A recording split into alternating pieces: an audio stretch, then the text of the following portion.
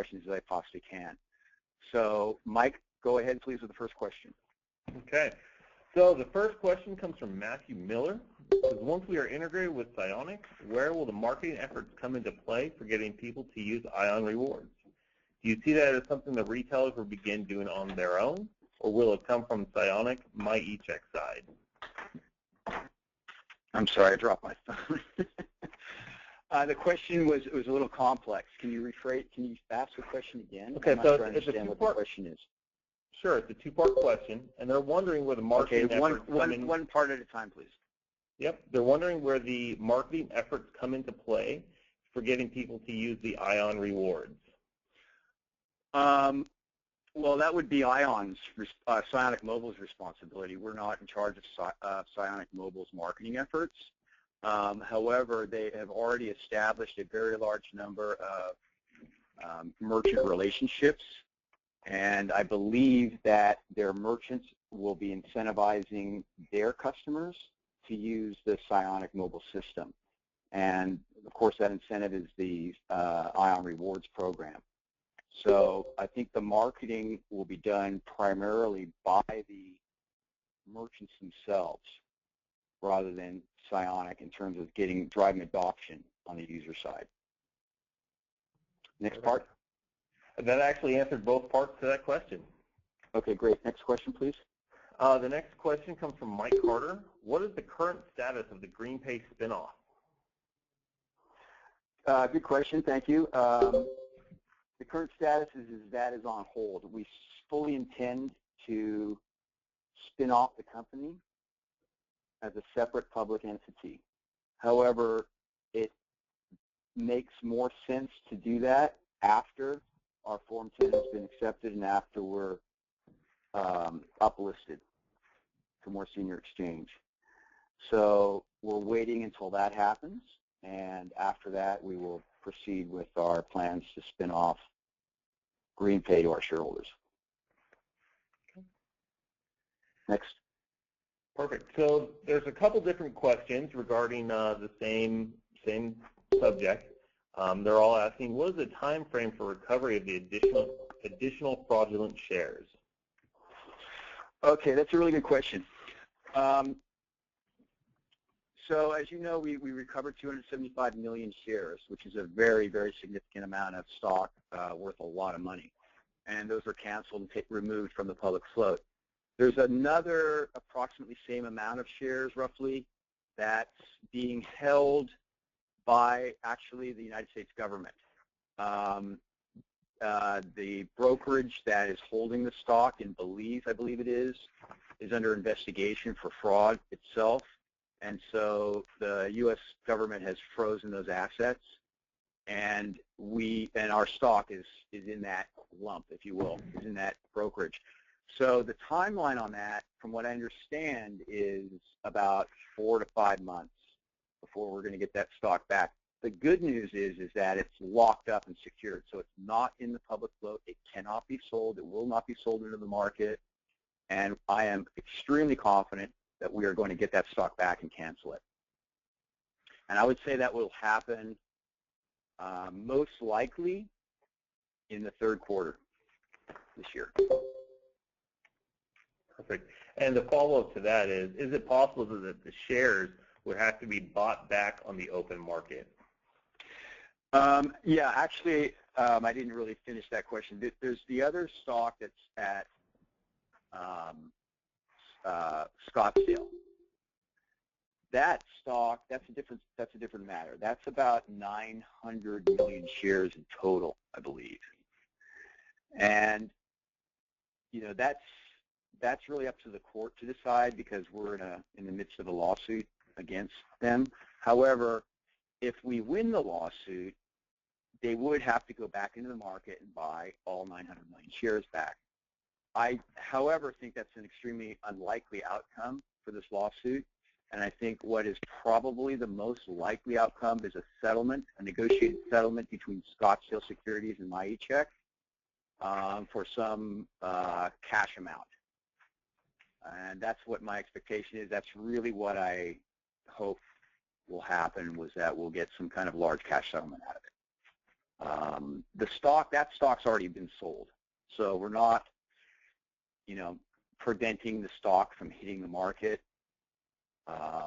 It's already out there. So it's unlikely that the court would decide that they would have to go in and buy it back, I think, simply because the cost it would be very cost prohibitive to do that. It would probably cost them $100 million or something.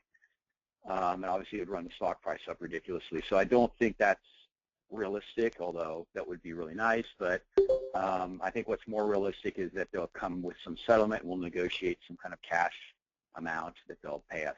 At least that's what I'm hoping. But that could take quite a lot longer. It hasn't been set for trial yet, so we're still a ways away from having a trial. If we do, it would probably be next year. And the settlement may come before that, hopefully before this summer. So next question, please. Okay. So the next question is regarding press releases. Have there been any companies signed that have not been press released yet? Yes, there are, and there's some good ones. As I've mentioned this before, a lot of times, our customers don't really want us to put out a press release right away because they're making a transition from one processor to another, and they don't really want to tell their other processor that they're bailing on them until they've got the integration live with us. So because of that, we don't always announce every customer that we sign.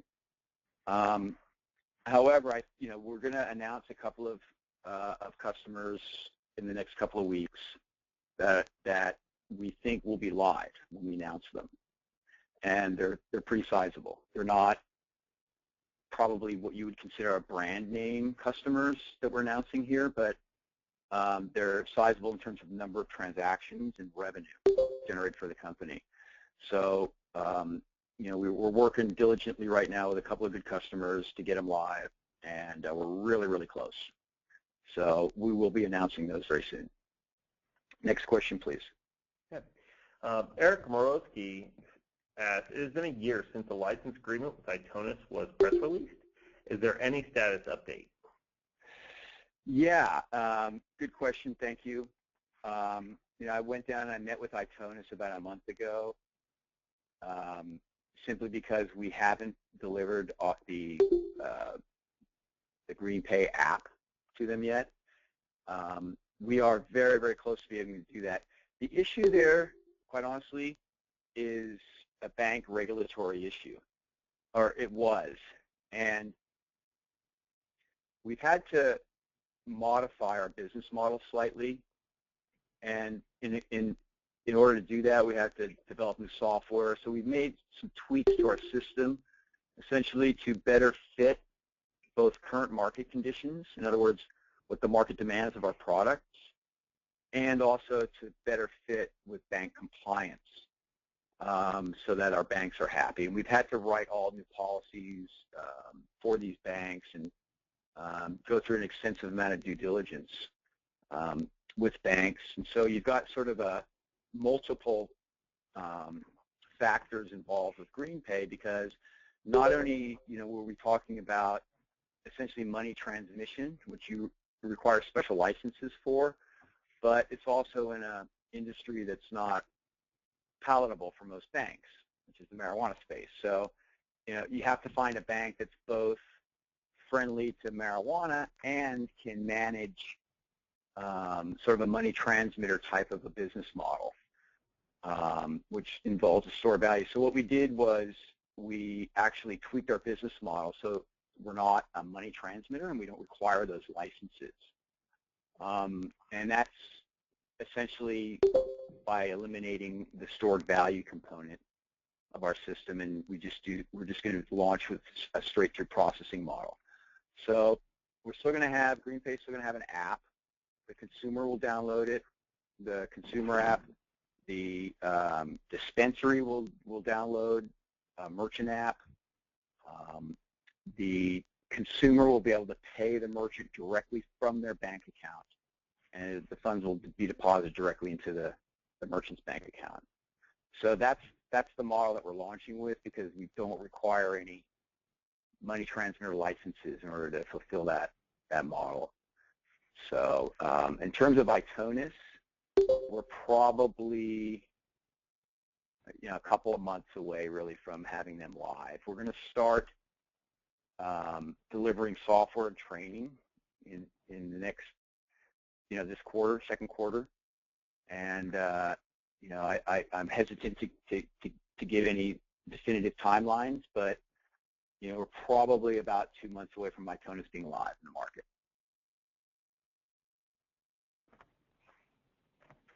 Next question, Great. please.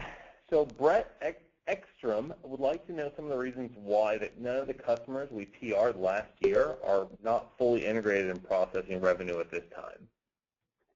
Well, that's a good question. Some of them actually are, and more will be very soon. Again, we've had some issues with banks. Part of the problem is a lot of these, a lot of the companies that we've signed are pretty small, and we have a relationship with Bank of America that enables us, if you have an account at Bank of America or you're a sizable merchant, you can open an account at Bank of America. It makes, we can use our system and deposit checks, if you will, into the accounts. And we're doing that. We have been doing that for quite some time. That's never changed. A lot of the merchants that we announced last year were smaller merchants, and it wasn't really cost effective for them to go and open a new bank account at Bank of America because of the fee structure there. That relationship is designed for large merchants.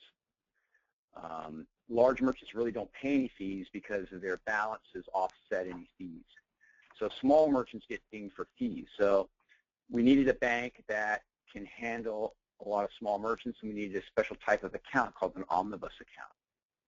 And so it was challenging for us to find a bank that, number one, is open to new technology in this highly regulated environment, but also can provide us with what we need as a partner to board multiple merchants quickly and support those merchants with a fee structure that's, it's cost effective for the merchant. So we actually have all that in place now. And, there's going to be some announcements very soon regarding our new bank relationships. Again, we're waiting until they are actually live before we announce them. We're extremely close, and we're in the testing mode right now. So with more than one bank, new banks, in addition to what we have with Bank of America. So we should be able to facilitate these merchants, these smaller merchants that we signed last year, going live really very, very soon. Well, I'm hoping this month. So next question, please. Okay. Next question comes from Zev Rosen, and I apologize if I pronounce the name wrong. He states the financials say that the company is not able to cover its costs with revenues at the moment. How will you raise funds to continue operations? Well, we have a $5 million line of credit, and we can draw down more cash from that. In addition, we do have, that was the annual report for 2014, and we actually have revenue for the first quarter. We're not quite cash flow break even because we had quite a bit of additional expenses in the first quarter. But we have a minor shortfall, and we do have some funding in place to cover that. And I can't really disclose what that is at this point because of SEC rules regarding what I can disclose. But again, everything will be announced in PRs regarding this. But rest assured, I mean, we made some adjustments to on the expense side early this year in January, and we reduced our payroll down significantly. So we're pretty close in line now with being sort of cash flow neutral, if you will. And our revenue is ramping up this month. So, I don't anticipate it'll be, a cash flow crunch. We have, as I indicated, funding lined up from a couple sources if we need it, and one being what we've already announced, and one being a new funding deal. That's got better terms. Our intention, quite frankly, just while we're talking about this TCA line of credit, to be perfectly honest with you, my intention is to get out of that loan in July. We prepaid interest on that through July, so we don't have any payments due from the time we drew down $550 until July, and so we've already prepaid all the interest through July. So in July, we're hoping to pay the loan back with stock, and then we're out of that deal. Next question, please. The next question comes from Greg Ashley. He actually has two questions. The first is the Seargate deal finalized and closed yet, and how quickly can it be integrated? The integration is, I would say, near 100%, and essentially the functionality is there, is integrated. It's the facing the skins that we're working on now. So that technological integration is essentially complete. In terms of closing on the deal itself, on the acquisition, it's not closed yet. And we've got lawyers doing due diligence, and so it's really their timeline, not our timeline. When all of that, when the lawyers are done with it, then it'll close. I mean, I'm ready to close any time. It's actually in our interest right now, I think, if we wait to close, because obviously if the stock price exceeds 3 cents, we get a better deal. So take that for whatever you want. Next question, please. Well, his second question is, does MyECheck have plans to do other acquisitions, or is the bulk of the growth over the next year organically with new customers and growth in existing client base? Yeah, I would say our growth is going to be driven by new customers. We're very confident about the viability of our products. I'm actually at a trade show right now in San Francisco, and I can tell you that we're being very, very well received. And the market needs our products. They recognize that we have phenomenal products, and as soon as they're available, we're going to have a lot of users on our products. So I believe that organic growth of new business is really where it's going to be. In terms of acquisitions, yeah, I definitely want to acquire more companies. I want to, and really our strategy is all the above.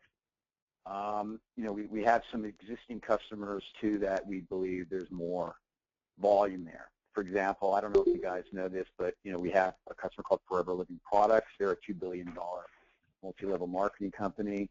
They've been a customer of ours for actually years, and we can expand the business there, I believe. In addition, we have a company called Simplify. It's a customer that's processing our system, has been for a couple of years. There's additional growth there. There's a significant additional growth there. So a lot of the customers that we've signed are going to be bringing on a lot of business. A lot of the partners we've signed are going to be bringing a lot of business. We have a lot of new partnerships in the pipeline.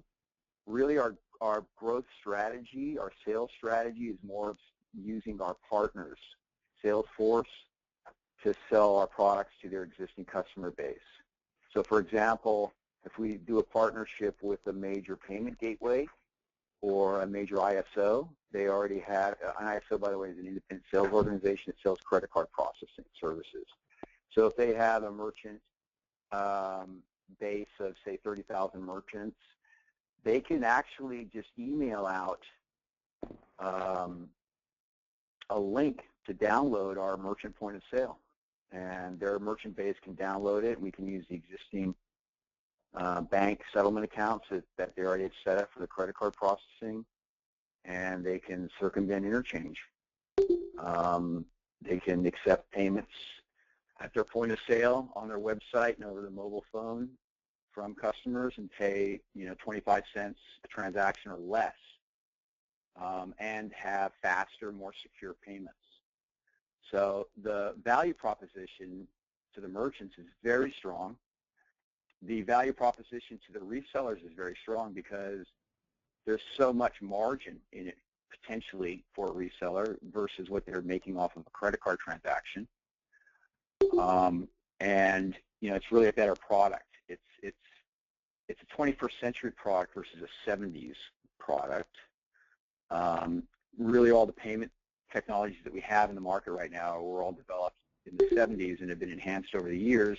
Of course, what we have is a brand new payment system. It's a new 21st century payment system, and it has a lot of benefits and advantages over everything else that's on the market. So the more that we talk to people about it, the more people find out about it, the more that we're seeing that they agree and they want our products and services. And so we're confident about our ability to distribute the system and have a lot of usage on it. So I hope that answered your question. Next question comes from Seth Myling. If the Fed approved the fourth corner pot-only credit union, would it hurt or help GreenPay? Are we waiting on this approval to launch GreenPay app? I'm sorry, I don't understand that question. What was the first part of it? If the Fed approved the fourth corner pot-only credit union, would it hurt or help GreenPay? Are we waiting on this approval to launch GreenPay? No, we're not. We're not waiting on that at all. We've gone out and have developed our own relationships in the industry, and so we have partnerships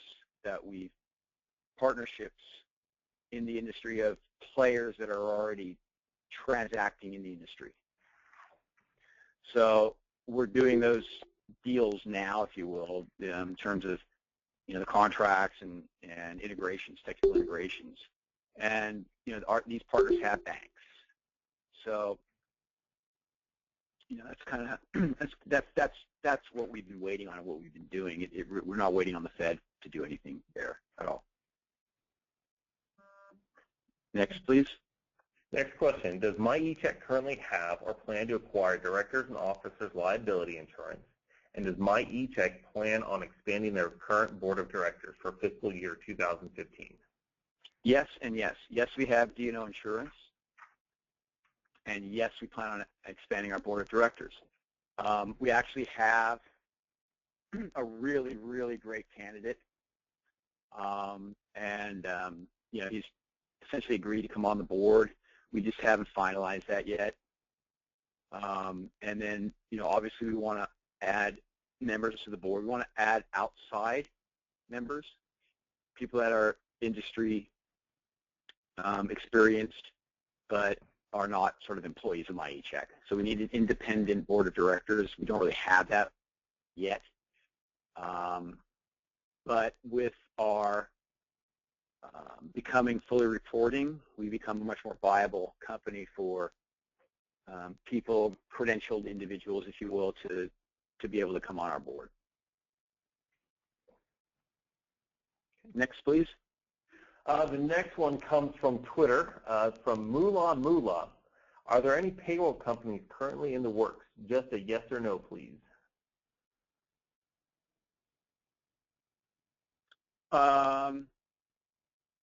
Well, given that my limited response options, I'm going to have to say no. Next question, please. Next question. Jeremy would like to know when and where this year's AGM is going to take place. Really good question. And we are definitely going to have an AGM. I'm open to suggestions. I know a lot of people like Las Vegas. I personally like Maui, but I'm open. Next question, please. Next question comes from Peter Kennedy. What is your strategy for promoting MyECheck across a diverse array of industries that will benefit from its products? Well, that's about a 500-page document called our marketing plan. And I don't think it's something that I can answer in one word, other than the fact that we have a multi-pronged marketing strategy that we're going to implement very soon as our product launches, our mobile app products launch. Again, our primary strategy is the use of partners as resellers. And if you think about it, it makes the most sense. Rather than hire and train our own salespeople, we're leveraging the assets of existing businesses that are in this space selling to merchants and already have an established base of merchant accounts. So doesn't it make more sense to go to these people and say, hey, resell our product, put a little markup on it, and we'll take a little discount over retail, and you can distribute it to your base of 100,000 merchants, 20,000 merchants, whatever. So that's one of our strategies. Our other, we have other strategies and other marketing techniques that we will be implementing. I'm a little, I don't really publish our marketing strategies because we do things that are really unique that nobody else does, and we don't want to give away our trade secrets. But we plan to use social media. We plan to do direct sales to major national accounts. We're actually, while I'm on the call, we're actually looking for qualified, experienced salespeople in the payments industry. Right now, we're hiring. So send in your resumes if you feel you're qualified. And so, we have our own internal salespeople that will be calling on our target accounts. And then we have our partners. And then we also have independent sales reps. So that's pretty much all I can talk about our marketing strategy right now. I think, again, those are kind of things that are trade secret, in my opinion. I don't like to discuss that publicly too much. Other than, we do have a strategy, and we think it'll be effective, and it's primarily based on the use of partners. The other thing about using partners is that, they support the merchants. And so, we can't support, 10,000 small merchants right now. We don't have the customer support capabilities, but our partners do. So, that makes the most sense to me. Next question, please. Next question comes from Doug Richardson. Do you expect any changes to the current share structure post-litigation? Well, yeah, we're not going to be doing any reverse splits. And let me say this. What's likely to happen is we'll have rather than a dilution, a concentration of stock, because we're actually getting stock back. We've already eliminated 275 million shares. We expect more of that to come back. So we're actually getting smaller, not bigger. So the change in the structure will be less issued and outstanding shares. Now, that said, our goal is ultimately to get on the NASDAQ or a much more senior exchange. So I haven't closed the door entirely on the potential to do some type of restructuring immediately prior to an uplist for NASDAQ, but that would be sort of the only reason we would do that. And we would only do it if we felt that the benefit to the shareholders would be improved. In other words, there's a significant benefit. In other words, there would be no loss of value. We wouldn't do anything where our shareholders would lose value. And we're not going to just do a reverse split and issue out more shares. That will not happen. Next question, please. Next question also comes from Jeremy on Twitter. With there being an extension for ZipMark to file its answer, is there any current dialogue with ZipMark regarding the settlement? Okay. Good question. There has been a trial date set for ZipMark. ZipMark has reached out to us in an attempt to settle. We're open to settling with ZipMark. we need to see their financials. We need to know how much money they've made off of our technology before we can enter into settlement negotiations. So until they provide us with their financial statements, we're not interested in talking to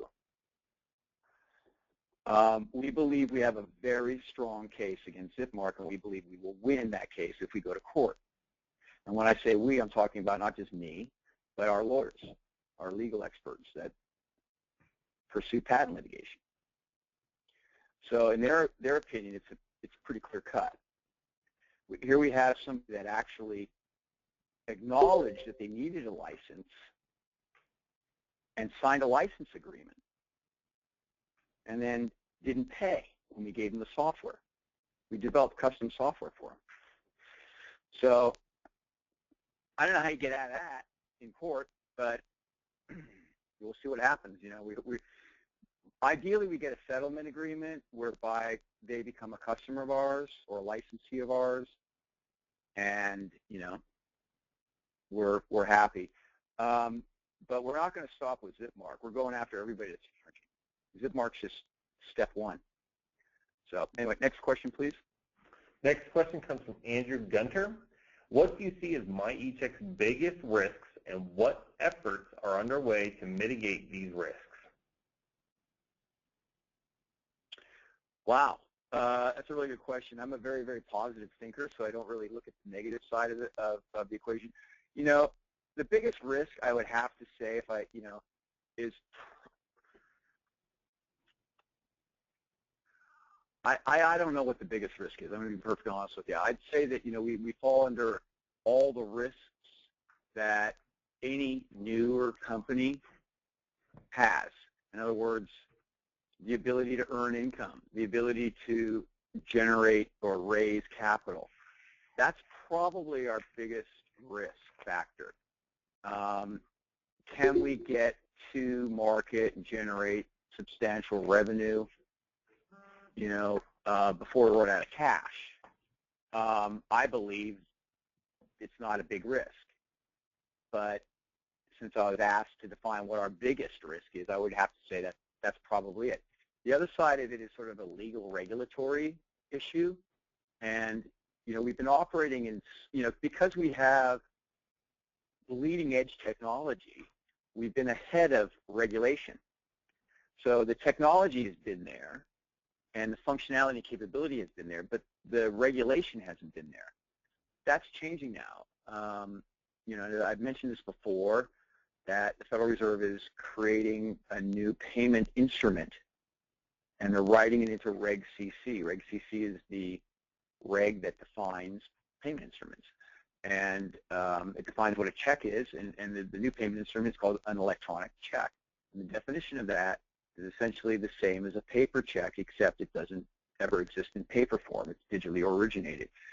So once and we believe, you know, I actually thought that would have occurred prior to now, before now, but you know, we don't control the Fed's timeline.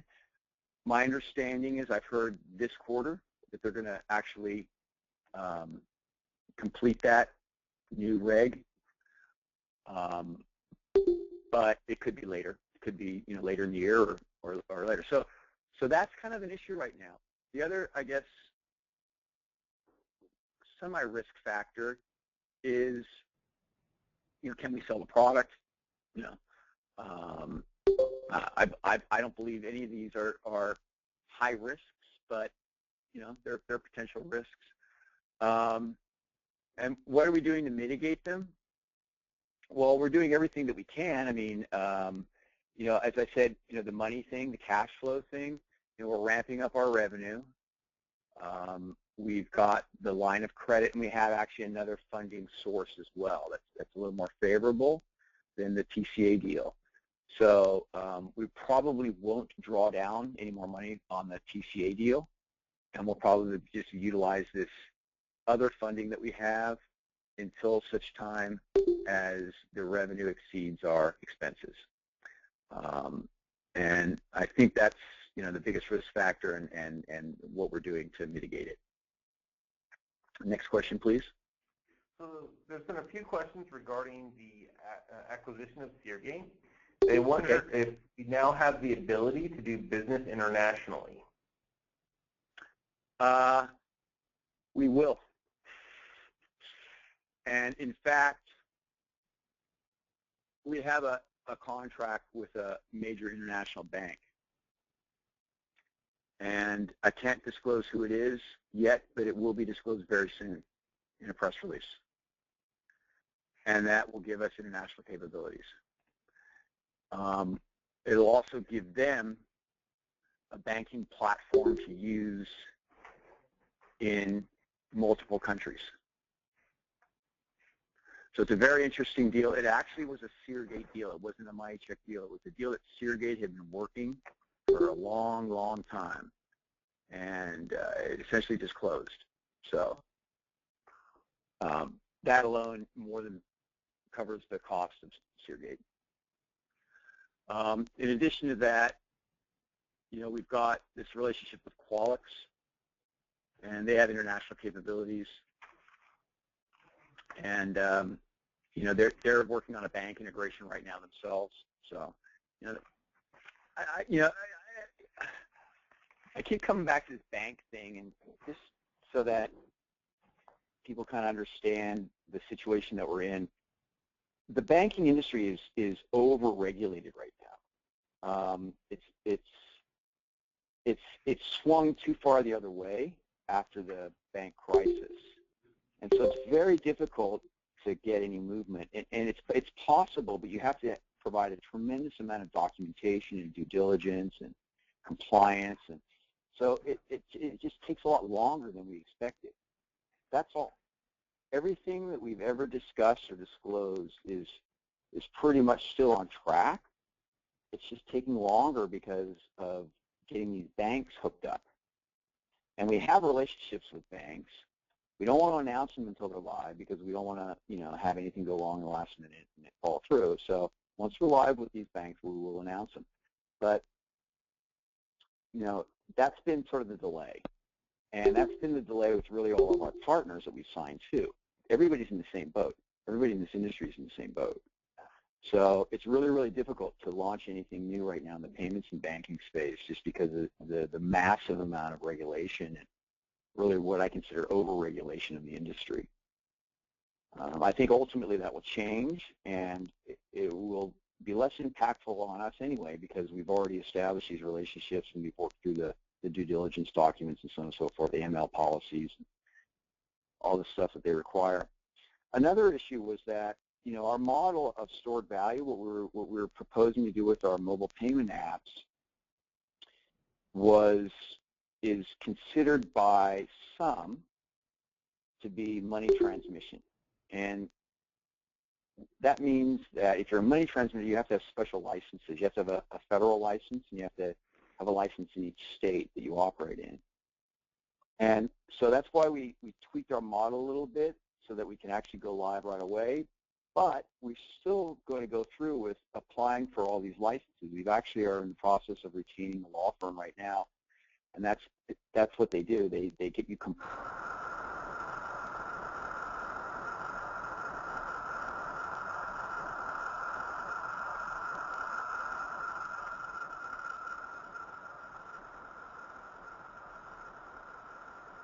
Ed, are you still there? Yeah, can you hear me? Yes. Great. Yes. I'm not really sure sorry, what did I happened drop there, off? but you did drop off for a second. All right. Well, all right, so I don't want to ramble too much. Let's go on to the next question. The next questions revolve around Transact 15. They want to know if you're there and if you've been able to get in front of any large companies. Yes, and it's awesome. It's a really good show. This is a payments industry show, so there's no sort of end-user customers here. It's all payment companies.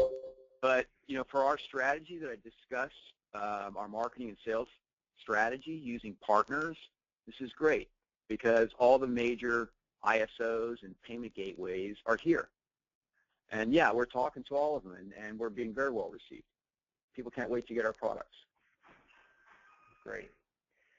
The next question comes from Jeff Risley. It says, with all the delays in going live on a larger scale, do you feel that other competitors are catching up to us in technology where we thought we'd be all alone and unique having launched by now? There's some truth to that. For example, I just looked at PayPal's new, at the show here today, I just looked at PayPal's new mobile app payment system. It's QR code based. It's very similar to ours. The main difference is we charge 25 cents a transaction. They charge 25 cents a transaction plus 3.9%. So if you're a merchant, what are you going to use? A system that doesn't charge 4% or a system that charges you 4% that essentially does the same thing?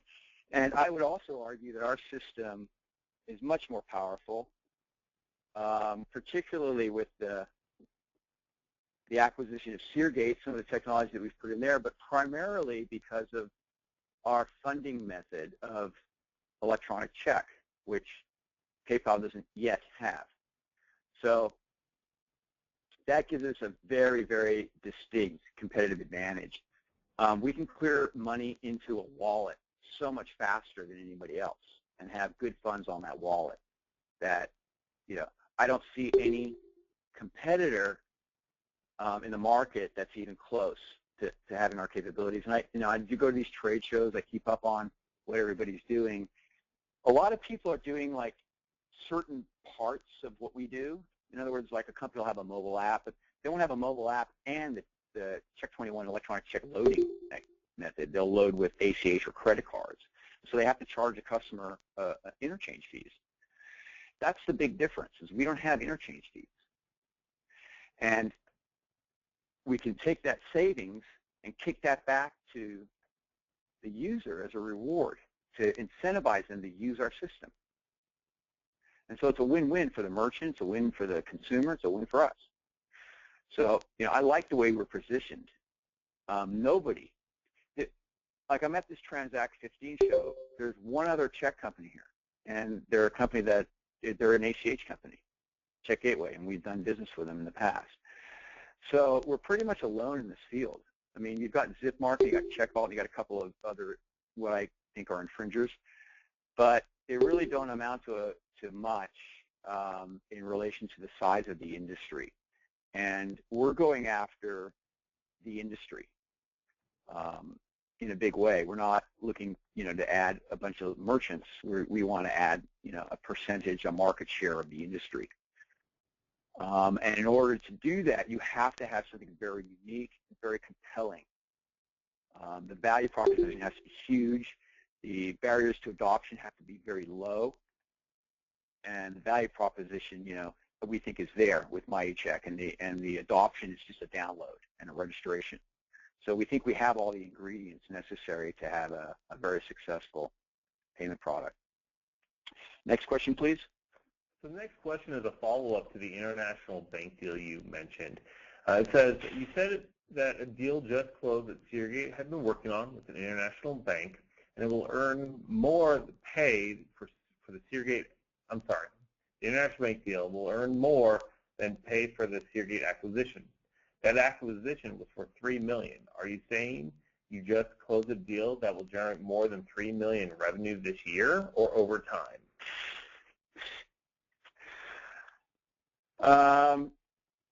I can't really comment on that yet. I mean, we're going to announce the deal, but I think you'll see that it's a very large deal.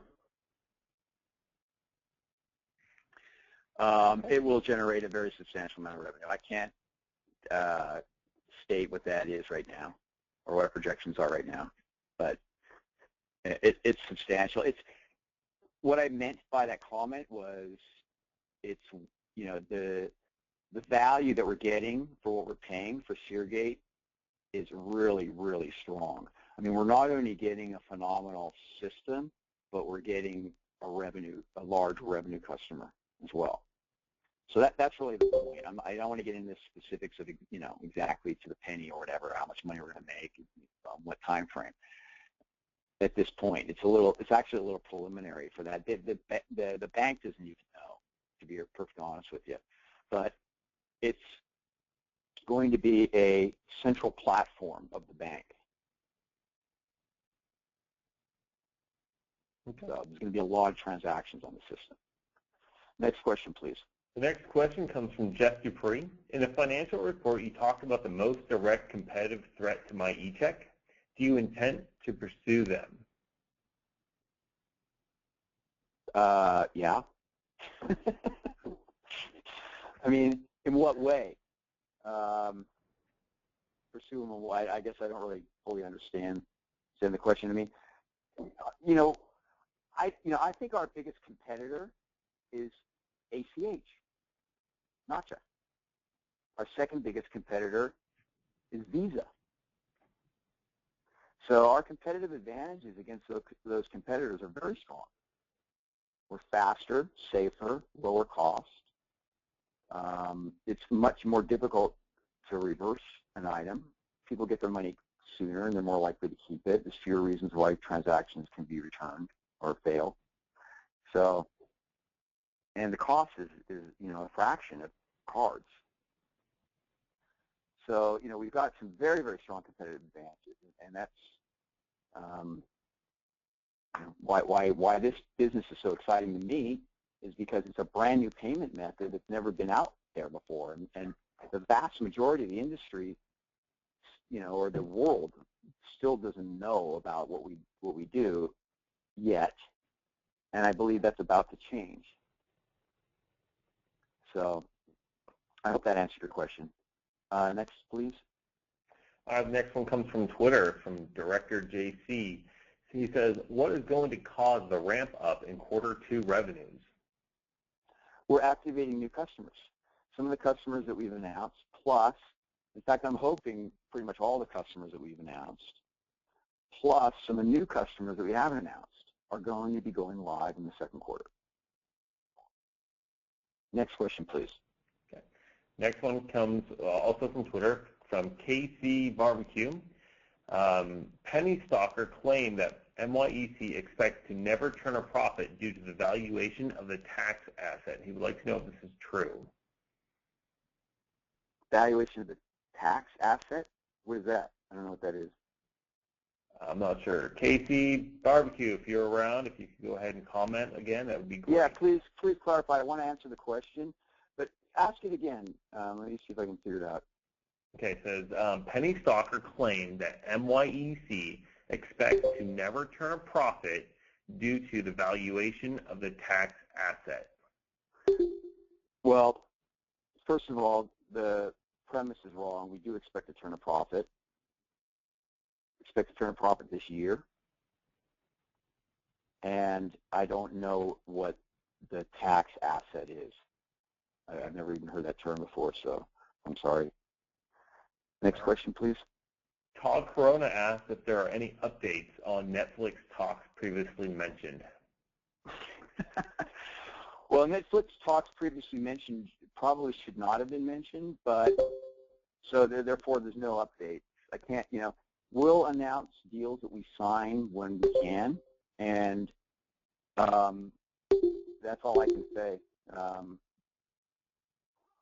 I know that the value proposition for companies like Netflix is huge. Think about this. You have a company like Netflix, for example, that has something like over 30 million subscribers that pay monthly with a debit card. And so Netflix is paying 2% that they don't have to. It amounts to like $100 million in savings annually. The other problem that they have is that they're re-upping credit cards like to the tune of $2 million a month because the cards have been canceled because the numbers have been compromised or the card just expires. So every month, companies like Netflix have to call their customers, 2 million of them, and get new card information. So that's a huge hassle and a huge expense. So, my belief is without, there's a lot of similar companies in similar situations. Microsoft, for example, Xbox billing. There's dozens and dozens of companies, Blizzard Entertainment, that do this recurring billing of like $10 to $40, $50 a month, and it's all card-based. And these guys are doing, hundreds of millions of dollars in processing or billions of dollars in processing, and 2 to 3% is huge. Is huge. I mean, that's their profit margin. That could double or triple their profit if we can save them that kind of money. So I think it's a natural. It's just a matter of time before we get these accounts. And without naming anybody specific, just that whole type of business of recurring monthly payments for subscriptions is a real sweet spot for our products because people can get their money faster and cheaper than cards or ACH. Next question, please. Next question comes from Zach Khalil. It says, can you answer why MyECheck declined to recognize the deferred tax liability? We did recognize the deferred tax liability.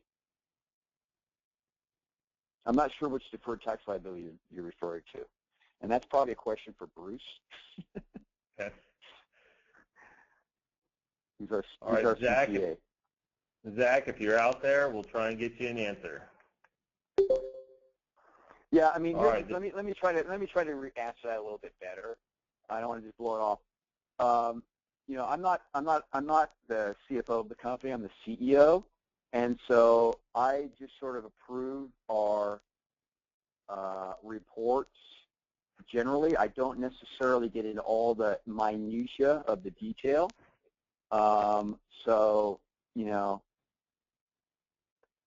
That's what I have a CFO for.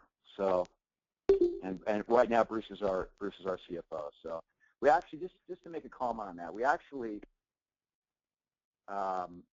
changed our relationship with Bruce. He was a full-time employee.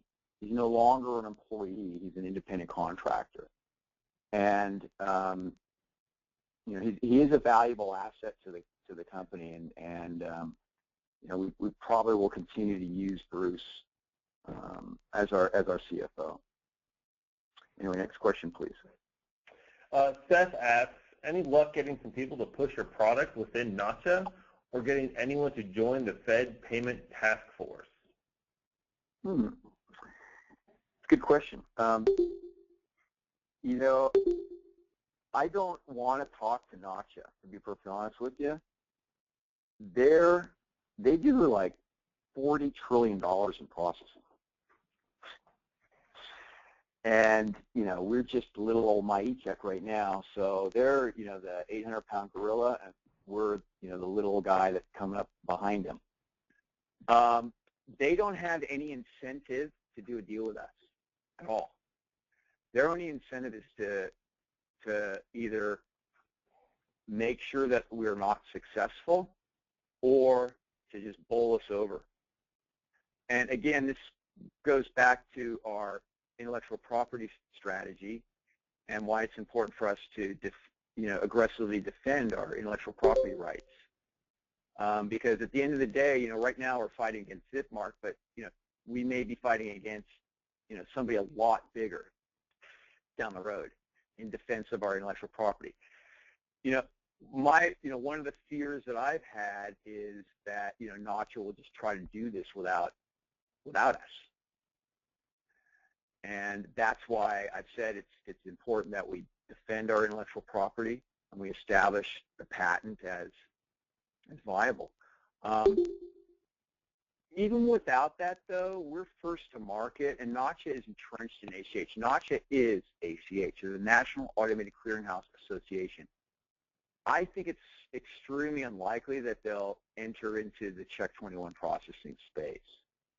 NACHA is owned by the major banks, and what we're going to develop is essentially a competitive network to NACHA, and so it'll be either ACH or Check 21 as they refer to it, but it's really electronic check. Will be the options, and I think that what we have is far superior to ACH in every way, not in just one or two ways, but in every way.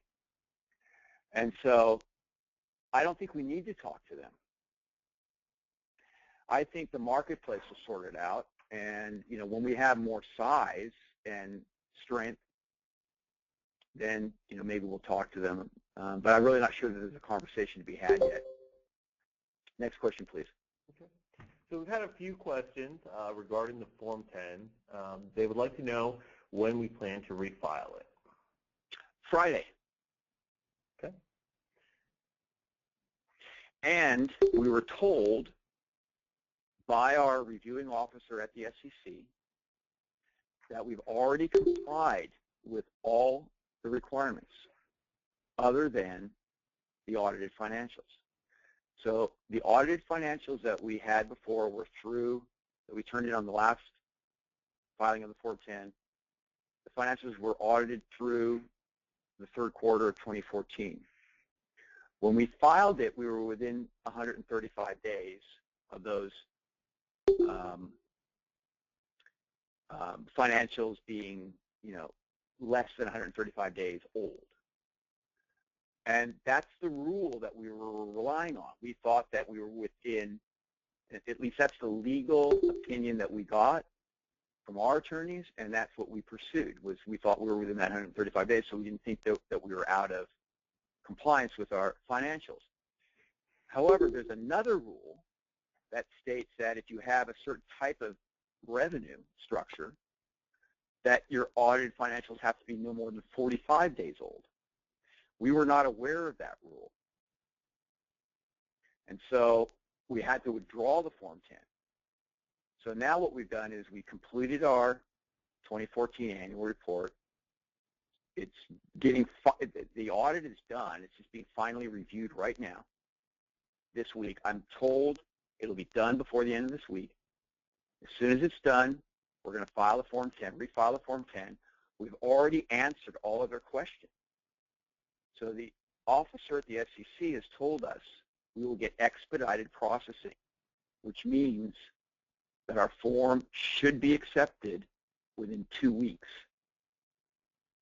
So if we file on Friday, we could be accepted within 2 weeks from that date. And that's my expectation. Again, we don't control the SEC. So the SEC, that's what they've told us. So that's what we believe. I can't promise that we're going to be uplisted in 2 weeks, but from what I understand, from what we're being told, that's what's going to happen. So either way, we're pursuing it, as aggressively and as fast as we can, and we, fully expect that our Form 10 will be filed this week, or and it will be accepted. So. Next question, please. Nathan Zimmerman has a question regarding a post on Facebook. He had been told to expect a PR with the financials today. Was the letter from you attached in the fin supposed to act as that PR, or has that PR been delayed until Friday when the Form 10 is resubmitted? Well, I got to be perfectly honest with you. I'm absolutely swamped right now, and I wanted to get to this trade show, and I just ran it. We had to file our annual report yesterday. I barely got that done. I had appointments afterwards. I had to drive to San Francisco to be at the show today. I just haven't had time to write the press release, and I decided not to do a press release on the financials. I'm going to be honest with you. We were forced to change our financial statements from what we consider generally accepted accounting principles to SEC rule reporting. And I think that there's a difference. And I'll give you some examples. We actually sold a license to an independent company and got paid $1 million in cash. We took in that $1 million and we booked it as revenue. We reported it. Well, the SEC made us rub that out, negate it. Why? Because we ended up buying that company. Well, just because we bought the company doesn't mean that 4 months earlier they didn't buy a license from us. They did, but we can't report it. We actually took in $1 million, and we can't report that. So that's an example. Here's another example. If I issue out stock from MyECheck Treasury, that has to be reported as an expense. The value of that stock is expensed on our expense report. However, if I take stock back in, I recover shares and cancel them, does that go into the revenue column? No. Now, that doesn't make any sense to me at all. That's not accounting as far as I'm concerned. That's SEC rules. So I basically threw up my hands and said, we're just going to have to comply with what the SEC reporting rules are, and even if we don't necessarily agree with it, we have to comply if we want to move forward with our Form 10 filing, our audited financials, our uplisting, and all this other stuff. So, that's it. Maybe that's a tangent off the original. What was the original question again, Mike? Let me go back. I just want to make sure I answered the question. Sure. So the original question was regarding the PR for the financials and whether the letter or not replace that. The letter has to suffice, unfortunately. But I will put out more PR this week, and so I have something to look forward to there. Okay.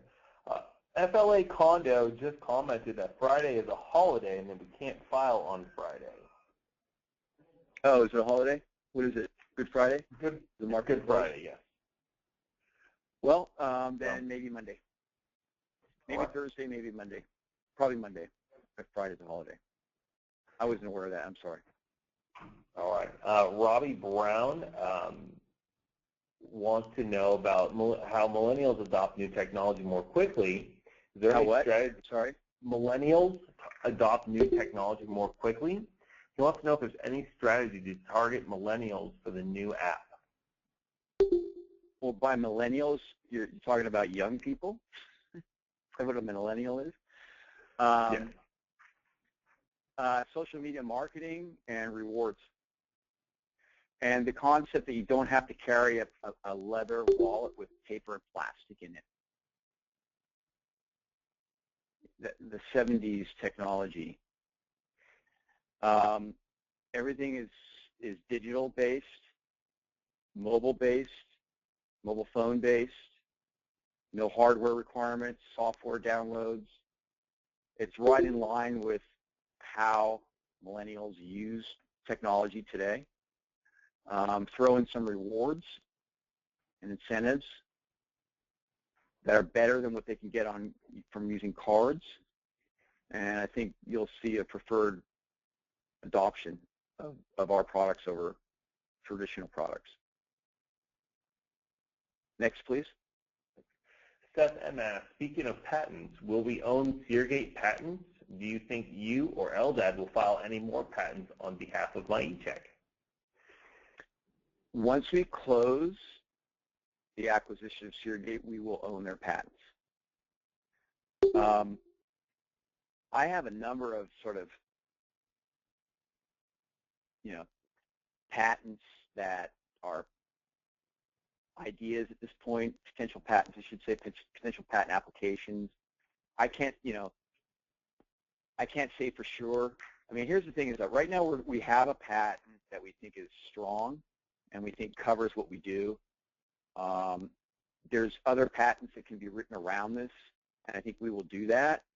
Right now is probably not the right time to do that, simply because we have a limited amount of resources and a limited amount of time and some very clear objectives that we need to accomplish. So we're focused on these objectives that we have in front of us right now. We really don't have time to be writing new patents. It's a very time-consuming process, and it has to be the inventor that actually does the work. You can't just hire a lawyer to write a patent application for you. So I guess the question is probably in the future, but not any immediate plans. Next question, please. Next question comes from Zach again. Hey, Ed, what's the status on BidSync? Oh, BidSync. Okay. Okay, just getting back to what I said a little bit about our objectives. We have a phenomenal product for government, and there's no question about it that we have the best product in the industry for government payments. That said, we have limited bandwidth right now, and government accounts take typically it's a very, very long sales cycle. You have to you usually get an RFP. You have to fill out a form. You bid it, and it takes months. And It's just a very lengthy process. We just don't have the resources and the time right now to pursue it. BidSync, by the way, isn't all it's cracked up to be. And just I know there's some stuff out there that we're not members of BidSync. I get BidSync emails every day. Every lead in the state of California that is related to payment processing, I get those in my email every day. And it's usually about 2 a day. To date, we've had not one that is appropriate for us. So there's not a ton of business in BidSync. Think about it. How many government entities in the state of California right now do you think are out actively pursuing a new payment system? They aren't. And it's because they already, if they need one, they probably already have one. They're getting it through payment service providers, such as Official Payments and other companies that provide payment services to government. So what we've done is we've sort of realigned our strategy and we're working with those companies.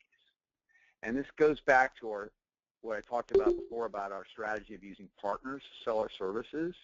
It's the same thing in government. It's much more cost effective and efficient for us to go to a partner that's already selling and has business in the industry to have them sell our products. So really that's kind of where we're focusing. Now I'm still watching BidSync and I still get those leads. And if there's one that we can bid on, we'll bid on it. But to date, since we've signed up, we haven't had any. So we're not paying for the premium membership. So we still get the bids, but we have to re-sign if we want to bid, actually, respond to a RFP. And so far we just haven't. It hasn't been cost effective for us to use BidSync. Anyway, next question, please. Next question comes from Snoot Shakedown on Twitter. He asked, has there been expressed interest in MyECheck after winning the payments award? Have there been any buyout offers? Okay, 2 really good questions. Thank you, Snoot. No buyout offers yet. But yes, Jim went to the awards, the payments awards, and received the award, and he got a lot of leads, and we've already signed some. Next question, please. Next question comes from Jeremy. It says, what is the updated timeline for the release of the first app? What app is expected to be released first?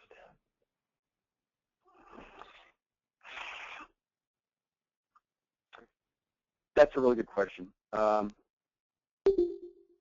really hesitant to give any timelines just because of what happens when we don't exactly hit that timeline. I would say, that we'll have merchants live on a system this month. But that's about as far as I can go at this point. We've got the products. It's just the bank integrations and testing that aren't done. And so we're still working on that. We're really, really close. In fact, we're probably going to launch something this week even. But and something else next week. But until it actually launches, I'm not going to give any kind of definitive answer to that question. So I hope you understand, but thank you for the question. Next, please. Well, that's all the questions we received so far. I've got no more updates, no more questions on Twitter or in email. All right. Well, maybe we'll wait another minute or so here, see if anything else comes in. I'm just looking at this list of questions that Peter Kennedy had sent me earlier this week and seeing if there's anything on here that I can answer for maybe somebody that wasn't able to get on the call. Here's one from Keith Kellerzon. Are there any plans to expand MyECheck geographically, such as sales reps and technical support and other satellite offices?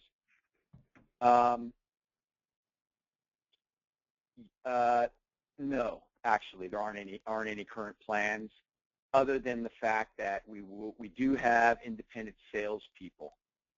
Well, we have one. Actually, we have 2 that are remote. and we may add more of those, but we probably won't have another office, a sales office. Again, I'm big on using partners for that for expansion, keeping our overhead low.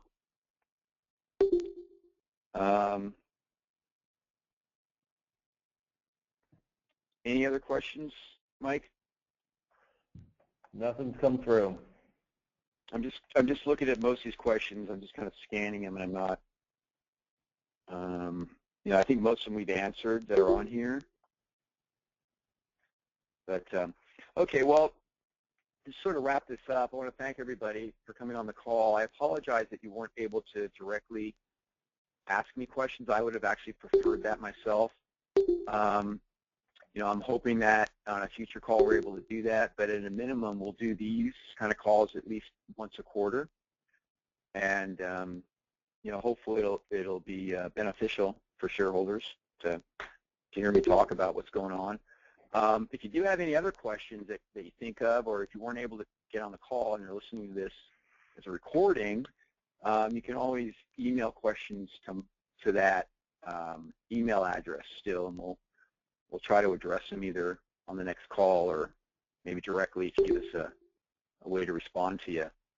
And other than that, if there's no other additional questions, I'll so we did have call here. And go ahead. We did have a couple questions pop in at the last minute here. Okay, great. So Seth would like to know, he's got two questions. Can you tell us what companies are currently processing? Yeah, well, I mentioned Forever Living Products. They're the largest grower and producer of aloe vera products in the world, and they do about $2 billion in sales. We're processing for them. We have another company processing called Simplifile, and they're growing and expanding their service with us, their use of our service. And of any substance, that's really all we have right now. We've got others that, as I've indicated, will be going live this month, and we'll be making those announcements as they go live.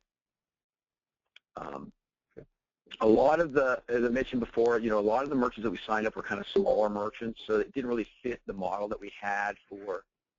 As some of you may know, we were limiting our merchants to large merchants, and we had sort of a minimum.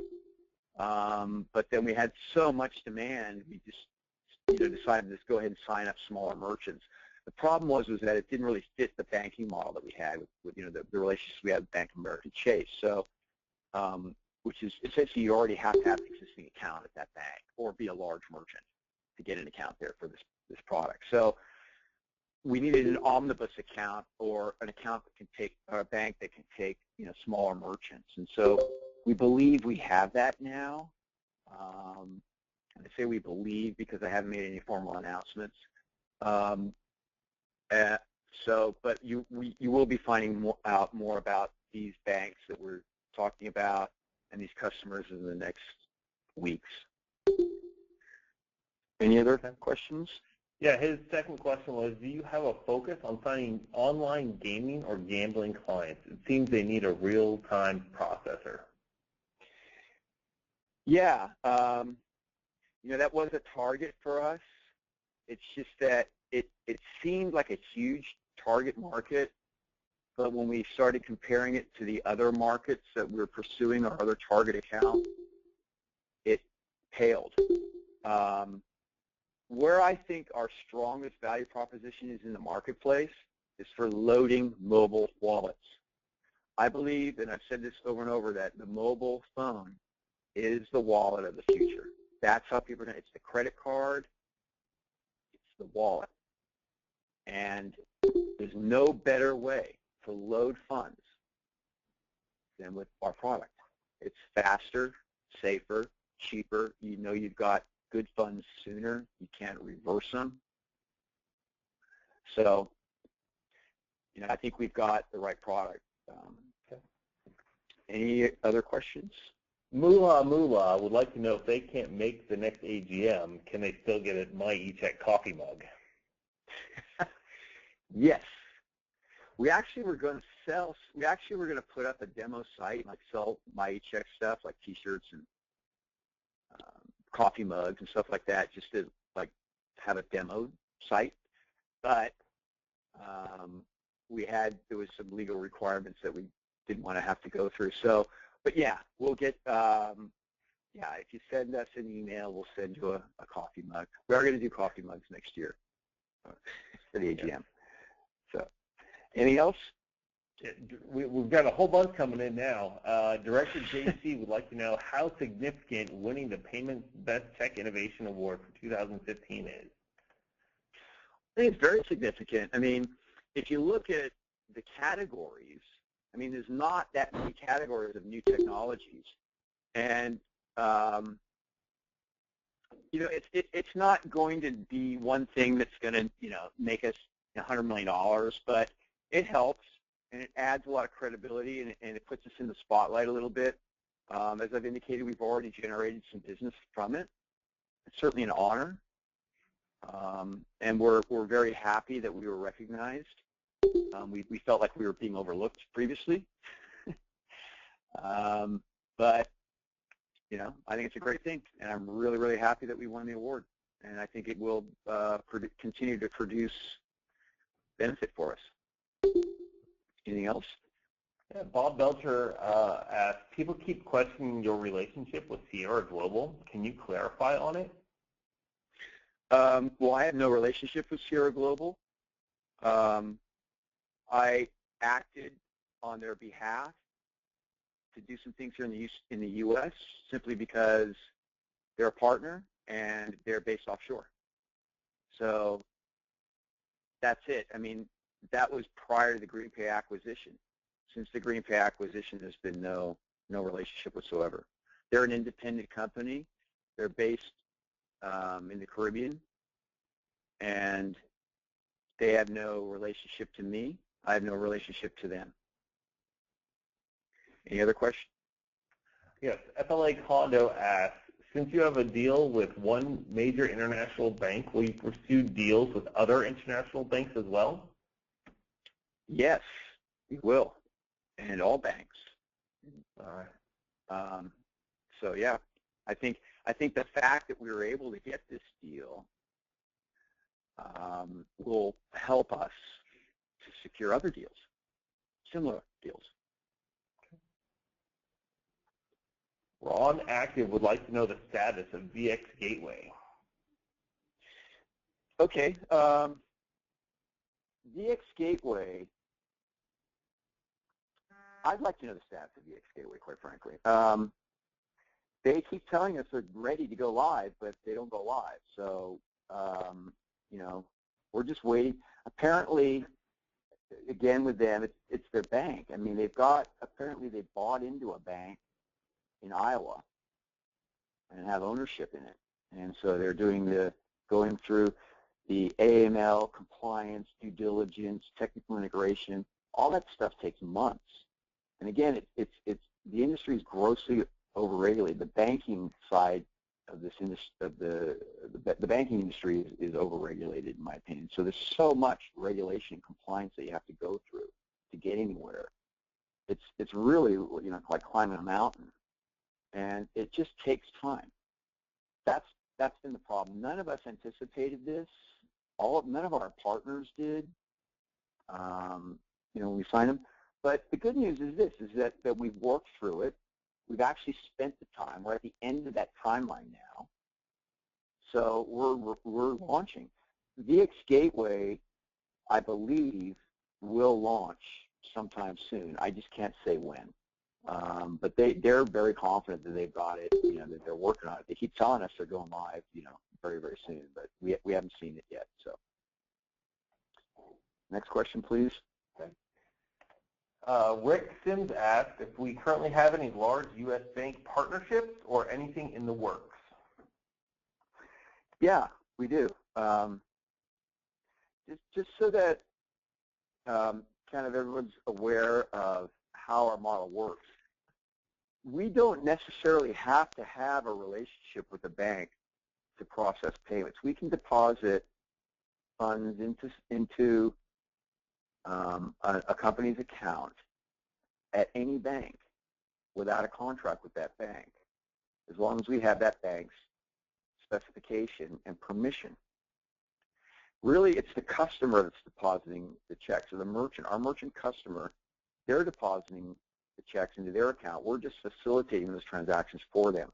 So if the merchant has a relationship with the bank, and that bank is willing to work with us, then we can do business with that bank right away. So that's the relationship that we have with Bank of America, and that's the relationship that we have with JPMorgan Chase. We've been processing with those banks really for years. It's just we haven't done much volume because we haven't had the customers. So now we've had this situation where we've had all these small customers, and we've had to go out and get new banks to handle those. So what we have now, I would say, is a regional bank that is very well suited to what we need them to do. And again, that's an arrangement that will be announced very soon. And we've done another integration with another bank too on behalf of a customer. The bank's called SunTrust. So that customer we're hoping will launch this week, and we'll be depositing the SunTrust Bank. And then I'm going to announce a couple more banks that we've got actual signed contracts with as soon as I'm able to announce those contracts. Okay. James would like to know if there's ever a potential for dividends for shareholders of common stock. I believe the answer to that is yes. I think we're going to be a cash cow. So there's only so much we can put into new technology, if you will, marketing. So I don't think it's in the near future, but I think down the road, yes. I think there's a very strong potential for dividends. Okay. Bob Belcher would like to know, when do you think you will put the patent under MyECheck? Well, that's a good question. Maybe never, but maybe if the opportunity presents itself to potentially sell the company and the acquirer wants the patent as well. It just depends. As I've mentioned before, there's reasons why the intellectual property is separated, other than my greed. There's legitimate business reasons to have it this way. And it may change, but there's certainly no promise on my side or intent on my side to do anything right now to change the way the situation is. However, that said, if there's an opportunity for something that will benefit shareholders, for example, if we get to the point where we feel that we want to be acquired by a major company and the value is there in terms of what they're offering, then yeah, I would definitely not hold it up for the patent or anything like that. The patent obviously is yet to be proven in terms of its value as well. I mean, we think it's valuable. We have opinions that it's strong, but we need to test it too, and that's what we're doing right now. So no immediate plans, but I'm open to the idea if it makes sense and when it makes sense. Any other questions? Yes, they all are coming in now. Steve would like to know if he owns shares through Scottrade. Is he okay with all the fraudulent stuff going on? Yeah, Scottrade and Scottsdale Securities are unrelated. So Scottrade is a different company, and we do not have any grievance against Scottrade. There's no fraud going on at Scottrade. It's Scottsdale Securities that we have an issue with. And just while we're on this subject, I became aware that fraudulent stock had been deposited at Scottsdale. I notified Scottsdale Securities that the stock was fraudulent. I notified them through legal channels. I notified their lawyers, and I told them that I can prove that this stock is fraudulent. Do not sell it. But they sold it into the market anyway. Now, that's a clear violation of their fiduciary responsibility as a broker. They have to ensure that the stock is paid for and legitimately issued and authorized by the issuer, which is MyECheck. Not only did they not do that, but we actually told them that it was fraudulent, so they were aware that it was fraudulent when they sold it. So they sold fraudulent shares. They dumped in one day tens of millions of shares into the market and tanked the stock price. So, yeah, I have a grievance with them, and I intend, to continue to pursue the litigation until we get satisfaction there. Our shareholders have been damaged. Were damaged by their action. They increased the float, and they tanked the stock price. And they were told, and we had evidence and documentation to support our claim that the shares were fraudulent. They did not have any evidence to support that they were legitimate. They didn't provide any to me anyway. So the stock was not paid for. It was not legitimately authorized. The company actually told them it was fraudulent, yet they still dumped it in the market. So I think we're going to get a settlement out of the deal, personally.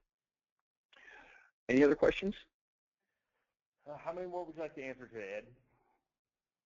Sorry? How many more would you like to answer? Well, okay.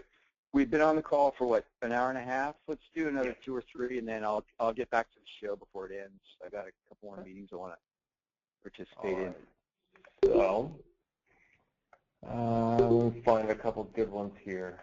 So this one's from Jeff Risley. He says, do you have any comment on the share price at where it is now, where it is headed, and do you believe the share price is being manipulated by non-MyECheck long-term shareholders? Ooh. Okay, can't really comment on where I think the stock price is going to go, but I think it's undervalued. I think I can state that. And I think it is manipulated. I think it's highly manipulated. I mean, it's obvious. All you got to do is go to Investors Hub, and you can see the manipulation. So it's unfortunate. We've had this trading pattern of we've been locked into this range of like 2 cents. And, I think we need to sort of break out of this 3 cent, over the 3 cent range, and then I think the stock will not be so locked. But I can't really. I have my opinions and ideas, but I'm not supposed to comment on it. And certainly, I can't say that I think the stock price is going to go up or down. But I do think that the stock is undervalued now. That's my opinion. And I hope that it goes up.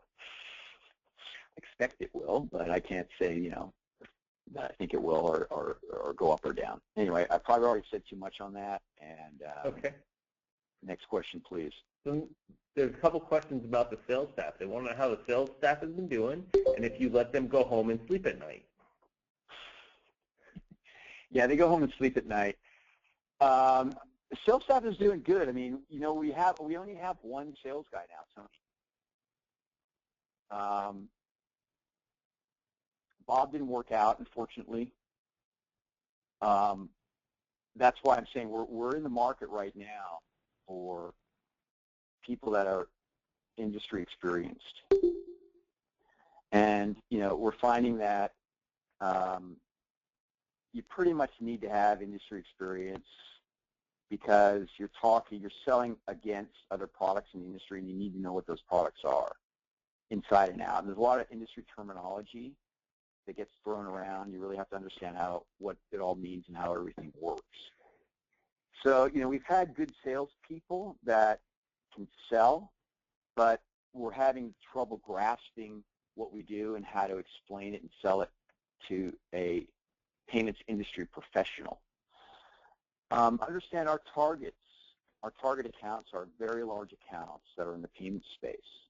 So these are people that are very, very experienced and knowledgeable in the payments industry. So that's why it's become apparent to us that in order to sell at that level, we need to have people that are capable and experienced in the payments industry. And to date, we really haven't had that on our sales side, other than me. Tony's doing a great job. Tony's our sales guy. He's a great salesperson, a great closer. He didn't really have any industry experience, but he's been on board now for quite some time, so he's very familiar with the products. But other than that, it's essentially myself and Tony right now. And we're planning on, we want to expand. We're constantly looking for qualified people. I'm very, very picky. I'm a salesperson myself, naturally, so I know what it takes to be a good salesperson, and I look for those qualities, and I'm really, really picky. And sometimes you just have to kind of go with somebody and see how it works out, rather than have nobody. And that's what we did with Nate and Bob. But unfortunately, their lack of experience in the industry and product knowledge in the industry kind of hurt them, and they weren't able to really be successful. And I can't have people on the payroll that don't produce. So we have to move on. So next question, please. So the final question is, do you have any last or final words of wisdom or confidence for the shareholders moving forward in 2015? Yeah, that's actually a really good question. I'm extremely confident, and I feel really bad that we gave some deadlines, some deadlines on timelines on when we're going to launch, and we weren't able to hit those. However, that doesn't mean that what we have is any less valuable or it has any less potential. It just means that it's taking us longer to get it to market. That's all. And in fact, if you look at what we've done in the last year, I had a lot of comments that we had a crappy year in 2014. I totally disagree. I think we had a phenomenally good year. Yeah, we didn't earn $10 million, but we weren't trying to earn $10 million. We were trying to build an infrastructure, an organization, and tweak it and fine-tune it so that we can earn $10 million. We weren't quite there. And now we are. We're at a point now where everything is culminating. Everything is coming together. And I think you'll see over the course of the next weeks and certainly months, everything come to fruition that we've been talking about. So yeah, we've had delays, and I feel really bad about the delays. I assume all the responsibility for it. We made some changes to our management. We made some changes to our business model, our software, and our strategy. And now, I think we finally got to the point where it's tweaked exactly where we need it to be. The other thing is, no one's mentioned this, is we've hired Jim Fancher as our Executive Vice President, and Jim's doing a phenomenal job. Jim has a massive amount of industry knowledge and experience, and is a leading expert on electronic checks, and has a tremendous amount of knowledge in the banking and contacts in the banking industry. So bringing him on board was a really good move for us, and we're really happy to have him, and he's actually relocated here from Atlanta with his family. He's essentially going to run the company from an operational perspective. My role will be more along the lines of making sure the company has all the funding it needs, and more of a PR type of a presence and overall general oversight of the company. But in terms of the day-to-day operations, that's Jim. He's got a massive number of contacts. He grew the endpoint exchange now. He doubled the size of that company and added thousands of banks. So he's already performing here at MyECheck. So I just wanted to mention that because nobody asked about him, and I just wanted to plug him a little bit. Another reason why I believe we're going to be successful. is that we have now assembled the right team. And we had a lot of people that really shouldn't have been there, quite honestly. And so we've made those adjustments, and now we have the dream team. And we have the dream software. And we have the banks.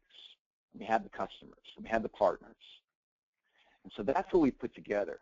So from that perspective, I think we had a phenomenal year in 2014. And, if you read the letter, rather than, analyzing the financials, look at what we've accomplished. Now, that said, obviously our end goal is we want to earn a ton of revenue, and we will. But we have to be positioned right to be able to do that. And so that's what we've been working on. And, of course, the banks. But all these delays, we've improved our system dramatically. We've got more partners, got more customers. We've even acquired another company. We've added their platform. We have far more capability now than we ever had. So it's all good. It's all very, very good. And if you could hear what people are saying to us after we present to them, you'd be very excited. So we're very well received. People want our products. Our partners, our target markets, they want our products. There's a little bit of hesitation still because we haven't launched. We don't have a lot of big customers that you can reference and point to and go, look, they're using it and they're doing great. That's going to change. That's happening right now. We're getting large customers live right now. So our revenue is going to ramp up. Our revenue from operations is going to ramp up dramatically in the second quarter, this quarter that we're in right now. So shareholders should be excited and confident. So I'll leave it there. And again, thank you all for being on the call. If there are any subsequent questions, continue to mail them in. We'll figure out if we try to answer them. And I know a lot of you email me, and I got to be honest with you, I hate to say this, but I get about 300 to 400 emails a day, so I don't always have time to respond. A lot of times I'll read your emails, and I appreciate a lot of them. I appreciate all of them, good or bad. I like the feedback. So if I don't respond, it just means that I just don't have time to respond to all of them. But I would like to, and hopefully in the future I'll be able to respond to more. But you keep them coming, keep the emails coming, keep the questions coming, and if you really need to get a hold of me, you can do that either directly or through Mike. And with that, I'm going to go back to the ETA Transact 15 and try to close some deals. So thank you all, and I'll end it here. Thanks, Mike. Hey, not a problem. Everyone have a great day. All right. Thanks a lot. Bye-bye. Bye.